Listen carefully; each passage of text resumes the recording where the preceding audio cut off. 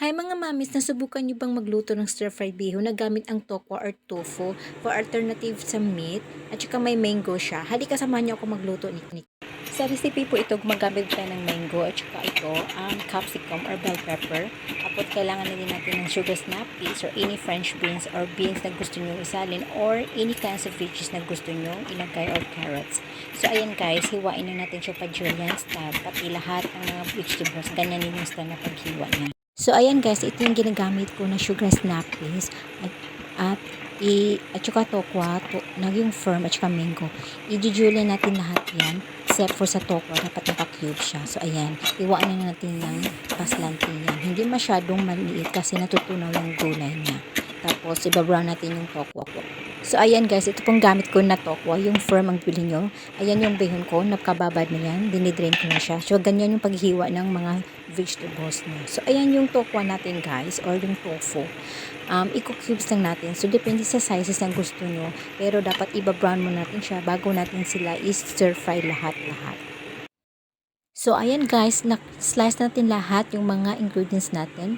Itong tokwa, i-brown muna natin siya. Ayan yung mango ko, naka-julienne din. Naka-ready natin yung bihon. Ang recipe nito guys is gumagamit po tayo ng sesame oil at saka sesame seeds. So, ayan po, i-brown lang natin yung coconut. Tapos hanguin natin siya at saka mag-start natin na luto yung mga gulay.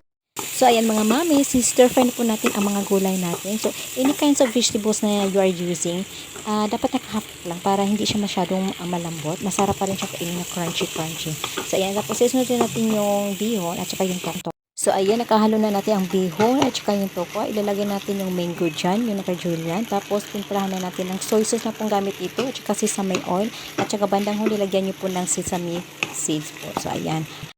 So, ayan guys, haluin natin ng mabuti yung bihon at saka mga yung gulay natin or vegetables. Kaya kailangan natin iba-brown muna yung tokwa para hindi siya madudurog once na hinahalo-halo niya. So, lagyan natin ng soy sauce. Ang gamit ko yung Kikkoman is a Japan brand. Maganda siya. Itong green is less salty lang siya.